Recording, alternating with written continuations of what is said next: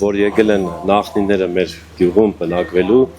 ասել են, որ մենք կմնանք այստեղ ամուր եւ սուսերի պես սուր կլինենք, այդպես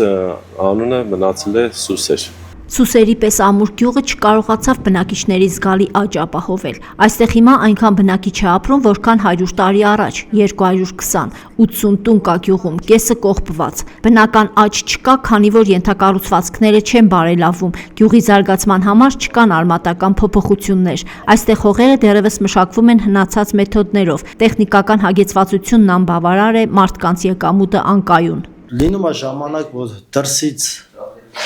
չներմուծում չի լինում, մեր տեղական ապրանքի գինը բարձրանում է, եղնում է Թուրք Ռուսաստանից հիմնականում բերում են, գին չի լինում, էլի, բայց միշտ էլ պահում ենք, էլի։ Շաքրո Բրոյանը Սուսերում ապրող միակ եզդի ընտանիքի անդամներից է։ Ընտանիքով են անասնապահությամբ զբաղվում, 100-ից ավելի մանր ու խոշոր եղջերավոր անասուն ունեն, ասում է իրենց ուժերով են խնդիրները լուծում, նույնիսկ գլխաքանակ ավելացնում։ Պետք է մարդ իր հովիվն էլ լինի, իր բանվոզն էլ լինի, որովհետև դրանից է կախված գյուղացու բարեկեցիկ վիճակը, էլի, որ հովի հույսին մնաս, պետք է գյուղում չմնաս։ Ամբողջ ընտանիքով մեզ տան բանվոզն էլ ենք, մեզ տան ղեկավարն էլ ենք։ Խոզիկին օրինակ այս տարի 2700 համարյա պահեց կինը եկամուտ մնում, այն տարիներ նոր իջնում 2000, բնական է եկամուտ չի մնում։ Իսկ ընդհանուր առմամբ անասնագլխաքանակն այստեղ եւս կրճատվել է։ Կերային բազայի հետ կապված խնդիրների եւ մթերքի իրացման դժվարությունների պատճառով եկամտաբերությունը ցածր է։ Սպանդանոցների անմատչելիությունը, մթերվող մսի կաթի ցածր գները խոչընդոտում են ճյուղի զարգացմանը։ Սպանդանոցները հեռու են, 300 կիլոնոց միս տվող ցուլիկը ոնց ենք մենք տեղափոխում, այդ գյուղացու ամենացավոտ հարցն է դա։ Ես հանդիսանալով միս արտադրող տանում հասցնում եմ Մալմավիրի մարզ։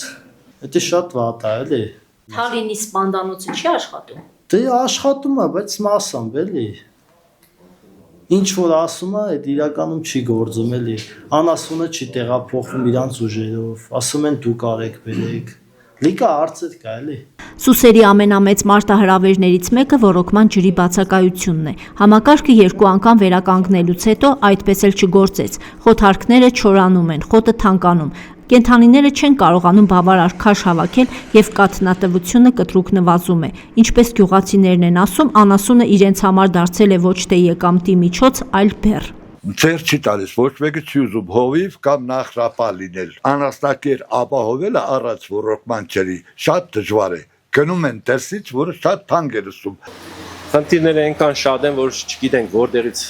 սկսենք, որտեղից վերջացնենք։ Բայց փորձում ենք փուլ առ փուլ աշխատանքները կատարելով գնանք առաջ։ Թալին խոշորացված համայնքի 33 բնակավայրերից մեկն է Սուսերը, որտեղ մանկապարտեզ է բացվել։ Հաճախում է 13 երեխա։ Սա կարևոր ձեռքբերում են համարում գյուղի համար, որը երբևէ նախակրթարան չի ունեցել։ Գյուղը գազաֆիկացված է, խմելու ջրի խնդիրը լուծված, կա նաև գիշերային լուսավորություն։ Հաջորդ տարվա համար հաստատվել է ասֆալտապատման ծրագիրը։ Մի հատվածը գերեզմանների ճանապարհն է, մեկն էլ առաջի փողոցն է,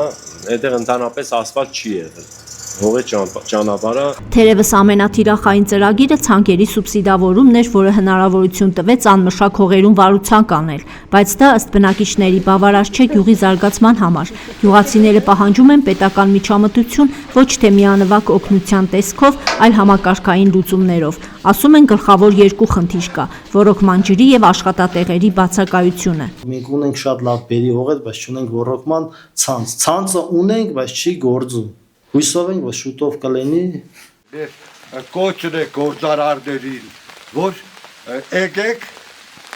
աշխատուժը կա, շենքը կա,